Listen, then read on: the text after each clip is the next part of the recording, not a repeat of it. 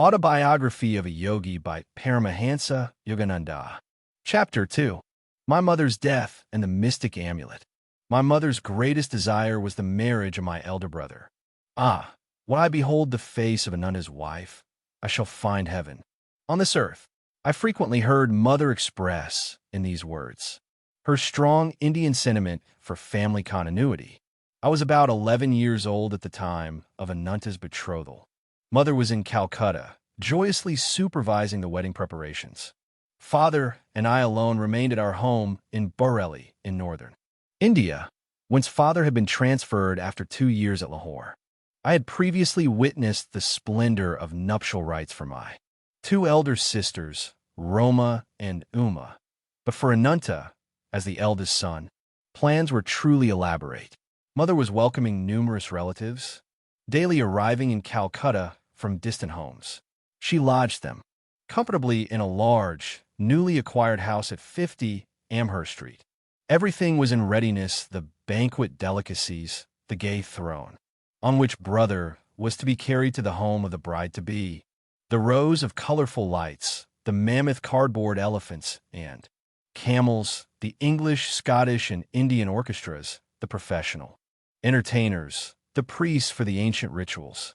Father and I, in gala spirits, were planning to join the family in time for the ceremony. Shortly before the great day, however, I had an ominous vision. It was in Bareilly on a midnight. As I slept beside father on the piazza of our bungalow, I was awakened by a peculiar flutter of the mosquito netting over the bed. The flimsy curtains parted, and I saw the beloved form of my mother. "Awaken your father." Her voice was only a whisper. "Take the first available train at 4 o'clock this morning. Rush to Calcutta if you would see me." The wraith-like figure vanished. "Father, father, mother is dying." The terror in my tone aroused him instantly. I sobbed out the fatal tidings. "Never mind that hallucination of yours." Father gave his characteristic negation to a new situation. "Your mother is in excellent health. If we get any bad news, we shall leave tomorrow. You shall never forgive yourself for not starting now." Anguish caused me to add bitterly, "Nor shall I ever forgive you." The melancholy morning came with explicit words: "Mother dangerously ill. Marriage postponed. Come at once." Father and I left distractedly. One of my uncles met us en route. At a transfer point, a train thundered toward us, looming with telescopic increase. From my inner tumult, an abrupt determination arose to hurl myself on the railroad tracks. Already bereft, I felt of my mother. I could not endure a world suddenly barren to the bone. I loved mother as my dearest friend on earth. Her solacing black eyes had been my surest refuge in the trifling tragedies of childhood. Does she yet live? I stopped for one last question to my uncle. "Of course she is alive." He was not slow to interpret the desperation in my face, but I scarcely believed him. When we reached our Calcutta home, it was only to confront the stunning mystery of death. I collapsed into an almost lifeless state. Years passed before any reconciliation entered my heart. Storming the very gates of heaven, my cries at last summoned the Divine Mother. Her words brought final healing to my suppurating wounds. "It is I who have watched over thee, life after life, in the tenderness of many mothers. See in my gaze the 2 black eyes, the lost beautiful eyes thou seekest." Father and I returned to Bareilly soon after the crematory. Rites for the well-beloved. Early every morning I made a pathetic memorial pilgrimage to a large shealy tree which shaded the smooth, green gold lawn before our bungalow.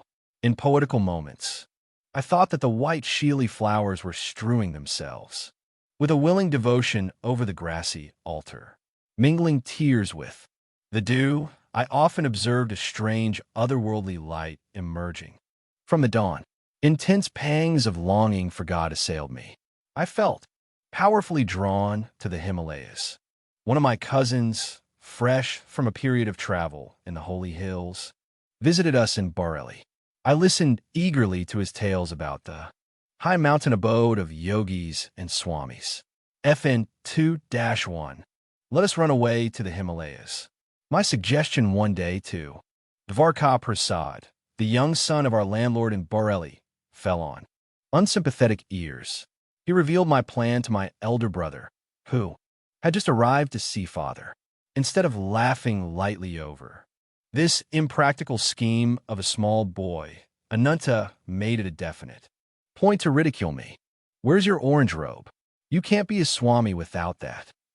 But I was inexplicably thrilled by his words. They brought a clear picture of myself roaming about India as a monk. Perhaps they awakened memories of a past life. In any case, I began to see with what natural ease I would wear the garb of that anciently founded monastic order. Chatting one morning with Dvarka, I felt a love for God descending with avalanchic force. My companion was only partly attentive to the ensuing eloquence, but I was wholeheartedly listening to myself. I fled that afternoon toward Nainital in the Himalayan foothills. Ananta gave determined chase. I was forced to return sadly to Bareilly. The only pilgrimage permitted me was the customary one. At dawn to the Shili tree, my heart wept for the lost mothers, human and divine. Illustration: my mother, a disciple of Lahiri Mahasaya. See Mother.jpg. The rent left in the family fabric by mother's death was irreparable. Father never remarried during his nearly 40 remaining years, assuming the difficult role of father-mother to his little flock. He grew noticeably more tender, more approachable. With calmness and insight, he solved the various family problems. After office hours, he retired like a hermit to the cell of his room, practicing Kriya Yoga in a sweet serenity. Long after mother's death, I attempted to engage an English nurse to attend to details that would make my parents' life more comfortable. But father shook his head. Service to me ended with your mother. His eyes were remote with a lifelong devotion. I will not accept ministrations from any other woman. 14 months after mother's passing, I learned that she had left me a momentous message. Ananta was present at her deathbed and had recorded her words. Although she had asked that the disclosure be made to me in 1 year, my brother delayed. He was soon to leave Bareilly for Calcutta to marry the girl mother had chosen for him. FN 2-2. One evening, he summoned me to his side. Mukunda, I have been reluctant to give you strange tidings. Ananta's tone held a note of resignation. My fear was to inflame your desire to leave home, but in any case you were bristling with divine ardor. When I captured you recently on your way to the Himalayas, I came to a definite resolve. I must not further postpone the fulfillment of my solemn promise. My brother handed me a small box and delivered mother's message. Let these words be my final blessing, my beloved son Mukunda. Mother had said, the hour is here when I must relate a number of phenomenal events following your birth. I first knew your destined path when you were but a babe in my arms. I carried you then to the home of my guru in Benares. Almost hidden behind a throng of disciples, I could barely see Lahiri Mahasaya as he sat in deep meditation. While I patted you, I was praying that the great guru take notice and bestow a blessing. As my silent devotional demand grew in intensity, he opened his eyes and beckoned me to approach. The others made a way for me. I bowed at the sacred feet. My master seated you on his lap, placing his hand on your forehead by way of spiritually baptizing you. Little mother, thy son will be a yogi. As a spiritual engine, he will carry many souls to God's kingdom. My heart leaped with joy to find my secret prayer granted by the omniscient Guru. Shortly before your birth, he had told me you would follow his path. Later, my son, your vision of the great light was known to me and your sister Roma. As from the next room, we observed you motionless on the bed. Your little face was illuminated. Your voice rang with iron resolve as you spoke of going to the Himalayas in quest of the divine. In these ways, dear son, I came to know that your road lies far from worldly ambitions. The most singular event in my life brought Further confirmation event which now impels my deathbed message. It was an interview with a sage in the Punjab. While our family was living in Lahore, one morning the servant came precipitately into my room. Mistress, a strange Sidhu Fin 2-3 is here.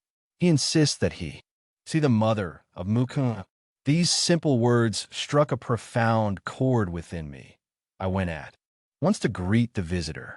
Bowing at his feet, I sensed that before me was a true man of God. Mother, he said, the great masters wish you to know that your stay on earth will not be long. Your next illness shall prove to be your last. FN 2-4. There was a silence, during which I felt no alarm, but only a vibration of great peace. Finally, he addressed me. Again, you are to be the custodian of a certain silver amulet. I will not give it to you today to demonstrate the truth in my words. The talisman shall materialize in your hands tomorrow as you meditate. On your deathbed, you must instruct your eldest son, Ananta, to keep the amulet for 1 year and then to hand it over to your second. So, Mukunda will understand the meaning of the talisman from the great ones. He should receive it about the time he is ready to renounce all worldly hopes and start his vital search for God. When he has retained the amulet for some years, and when it has served its purpose, it shall vanish. Even if kept in the most secret spot, it shall return whence it came. I proffered alms Fin 2-5 to the saint and bowed before him in great reverence. Not taking the offering, he departed with a blessing. The next evening, as I sat with folded hands in meditation, a silver amulet materialized between my palms, even as the sadhu had promised. It made itself known by a cold, smooth touch. I have jealously guarded it for more than 2 years, and now leave it in Ananta's keeping. Do not grieve for me, as I shall have been ushered by my great guru into the arms of the infinite. Farewell, my child. The cosmic mother will protect you. A blaze of illumination came over me with possession of the amulet. Many dormant memories awakened. The talisman, round and anciently quaint, was covered with Sanskrit characters. I understood that it came from teachers of past lives who were invisibly guiding my steps. A further significance there was indeed, but one does not reveal fully the heart of an amulet. How the talisman finally vanished amidst deeply unhappy circumstances of my life, and how its loss was a herald of my gain of a guru, cannot be told in this chapter. But the small boy, thwarted in his attempts to reach the Himalayas, daily traveled far on the wings of his amulet. FN 2-1. Sanskrit root meaning of Swami is he who is one with his self, SWA. Applied to a member of the Indian order of monks, the title has the formal respect of the Reverend. FN 2-2. The Indian custom, whereby parents choose the life partner for their child, has resisted the blunt assaults of time. The percentage is high of happy Indian marriages. FN 2-3. An anchorite, one who pursues a sadhana or path of spiritual discipline. FN 2-4. When I discovered by these words that mother had possessed secret knowledge of a short life, I understood for the first time why she had been insistent on hastening the plans for Ananta's marriage. Though she died before the wedding, her natural maternal wish had been to witness the rites. FN 2-5. A customary gesture of respect to sadhus. Chapter 3. The Saint with Two Bodies. Father, if I promise to return home without coercion, may I take a sightseeing trip to Benares? My keen love of travel was seldom hindered by father. He permitted me, even as a mere boy, to visit many cities and pilgrimage spots. Usually one or more of my friends accompanied me. We would travel comfortably on first-class passes provided by father. His position as a railroad official was fully satisfactory to the nomads in the family. Father promised to give my request due consideration. The next day, he summoned me and held out a round-trip pass from Bareilly to Benares, a number of rupee notes, and 2 letters. I have a business matter to propose to a Benares friend, Kedar Nath Babu. Unfortunately, I have lost his address. But I believe you. We'll be able to get this letter to him through our common friend. Swami Pranabananda.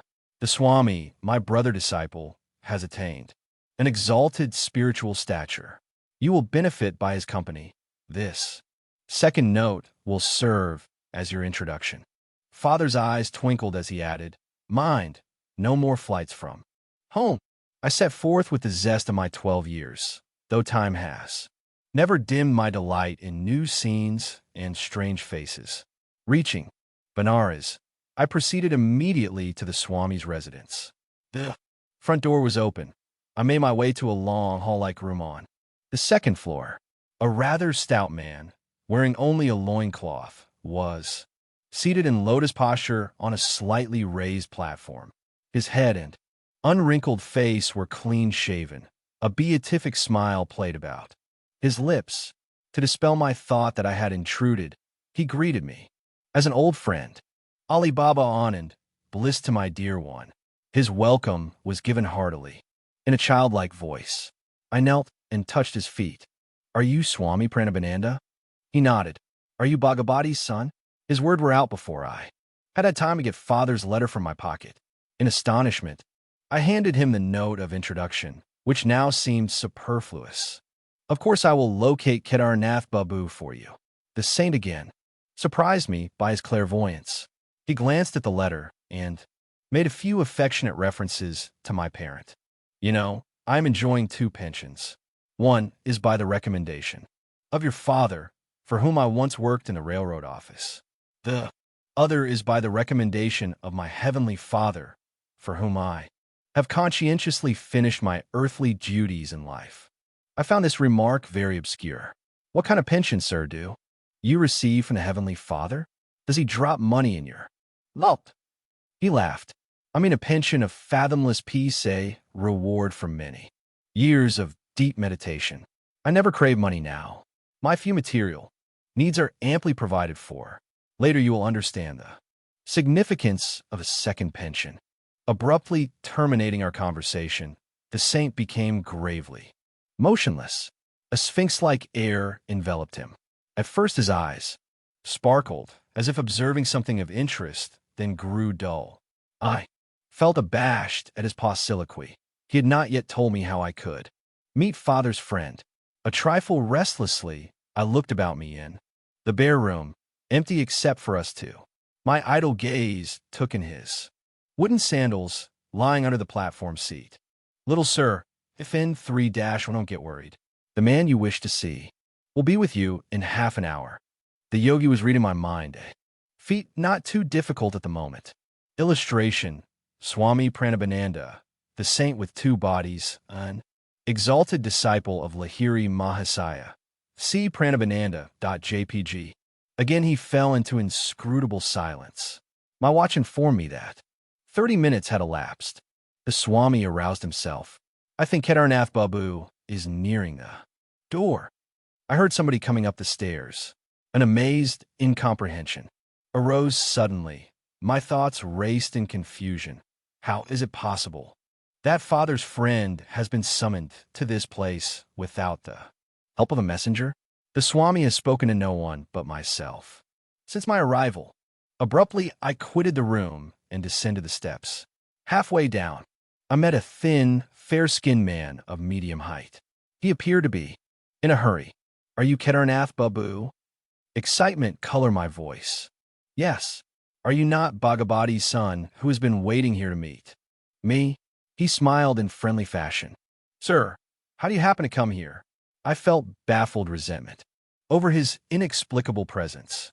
Everything is mysterious today. Less than an hour ago, I had just finished my bath in the Ganges when Swami Pranabananda approached me. I have no idea how he knew I was there at that time. Bhagavati's son is waiting for you in my apartment, he said. Will you come with me?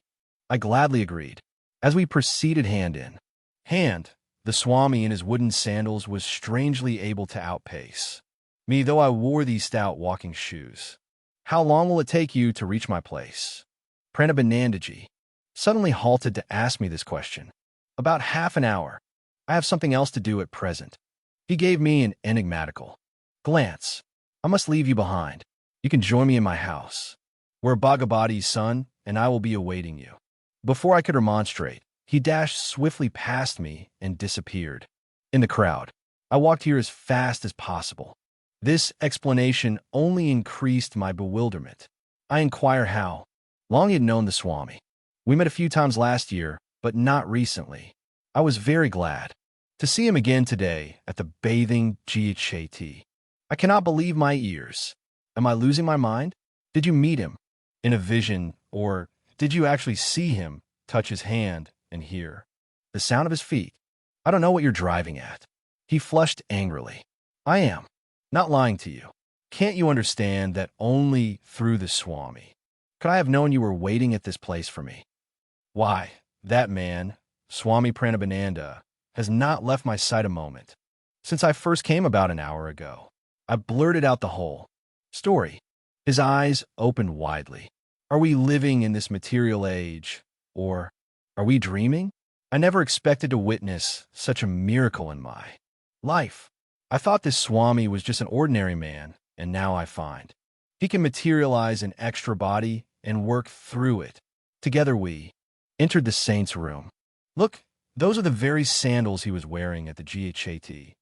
Kedarnath Babu whispered.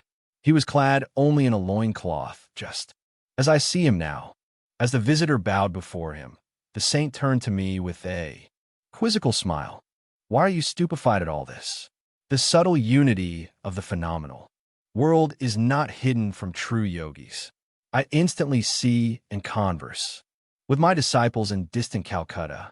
They can similarly transcend every obstacle of gross matter.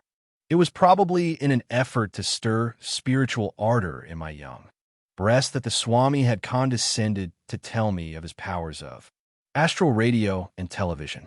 FN 3-2, but instead of enthusiasm, I experienced only an awe-stricken fear, inasmuch as I was destined to undertake my divine search through one particular Guru Sri Yukswar, whom I had not yet met. I felt no inclination to accept Pranabananda as my teacher. I glanced at him doubtfully, wondering if it were he or his counterpart before me.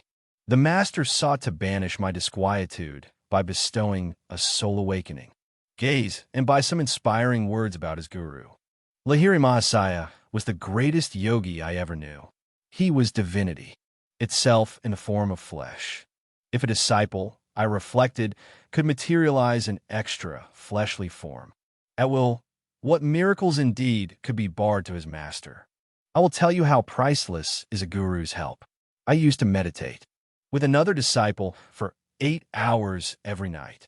We had to work at the railroad office during the day, finding difficulty in carrying on my clerical duties. I desired to devote my whole time to God. For 8 years, I persevered, meditating half the night. I had wonderful results. Tremendous spiritual perceptions illumined my mind, but a little veil always remained between me and the infinite. Even with superhuman earnestness, I found the final, irrevocable union to be denied me. One evening, I paid a visit to Lahiri Mahasaya and pleaded for his divine intercession. My importunities continued during the entire night. Angelic Guru, my spiritual anguish is such that I can no longer bear my life without meeting the great beloved face to face. What can I do? You must meditate more profoundly. I am appealing to thee, O God, my master. I see thee materialized before me in a physical body. Bless me that I may perceive thee in thine infinite form. Lahiri Mahasaya extended his hand in a benign gesture. You may go now and meditate. I have interceded for you with Brahma. FN 3-3. Immeasurably uplifted, I returned to my home. In meditation that night, the burning goal of my life was achieved. Now I ceaselessly enjoy the spiritual pension. Never from that day has the blissful Creator remained hidden from my eyes behind any screen of delusion. Pranabananda's face was suffused with divine light. The peace of another world entered my heart. All fear had fled. The saint made a further confidence. Some months later, I returned to Lahiri Mahasaya and tried to thank him for his bestowal of the infinite gift. Then I mentioned another matter. Divine Guru, I can no longer work in the office. Please release me. Brahma keeps me continuously intoxicated. Apply for a pension from your company. What reason shall I give so early in my service? Say what you feel. The next day, I made my application. The doctor inquired the grounds for my premature request. At work, I find an overpowering sensation rising in my spine. FN 3-4. It permeates my whole body, unfitting me for the performance of my duties. Without further questioning, the physician recommended me highly for a pension, which I soon received. I know the divine will of Lahiri Mahasaya worked through the doctor and the railroad officials, including your father. Automatically, they obeyed the great guru's spiritual direction and freed me for a life of unbroken communion with the beloved. FN 3-5. After this extraordinary revelation, Swami Pranabananda retired into one of his long silences. As I was taking leave, touching his feet reverently, he gave me his blessing. Your life belongs to the path of renunciation and yoga. I shall see you again with your father later on. The years brought fulfillment to both these predictions. FN 3-6. Kedarnath Babu walked by my side in the gathering darkness. I delivered father's letter, which my companion read under a street lamp. Your father suggests that I take a position in the Calcutta office of his railroad company. How pleasant to look forward to, at least. One of the pensions that Swami Pranabananda enjoys. But it is impossible. I cannot leave Benares. Alas, two bodies are not yet for me.